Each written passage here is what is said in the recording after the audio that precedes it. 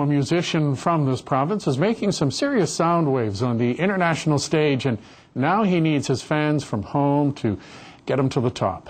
Jerry Stamp is a finalist in a major American contest, and if he wins, he'll be on his way to the Big Apple, to New York, for some studio time. NTV's Jody Cook sat down with the musician earlier today. I would like to sing for home. Jerry Stamp is just 32, but in the last 8 years, he's released 11 albums and has been called one of the hardest working musicians in the province.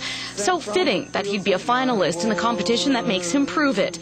It's called the Taylor Guitars Elixir Strings Test Drive. The idea was that 100 artists from around North America were selected to be part of the competition.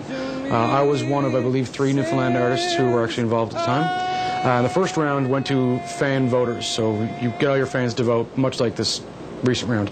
The idea is the fans vote, and they reduced the whole field to 50 people. Then a panel of judges, I don't know who the judges are, but some judges, they went and selected their top 5 favorite finalists. It's a pretty big deal, and the rounds of the competition are based on both a panel and fan votes. And Jerry needs this province's help to get him the big win. So I was selected to be one of the top 5, which was great. And because of that, they sent me this Taylor guitar, a bunch of Elixir strings, and a couple of guitar cables and things like that. So now we're down to 5 finalists, and whoever wins the end of the voting wins studio time for a couple of days in Tainted Blue Studios in New York, which is pretty huge. It's a pretty well-known studio. All expenses paid, of course. And then also you get a full working sponsorship from Taylor Guitars and Elixir Strings, which is absolutely huge. Jerry's no stranger to being told he's pretty good at what he does, because let's face it, he is. He plays, sings, writes, and releases countless genres and styles of tunes, and is a classically trained vocalist as well. Born and raised in St. John's, he says his love for music comes from his parents.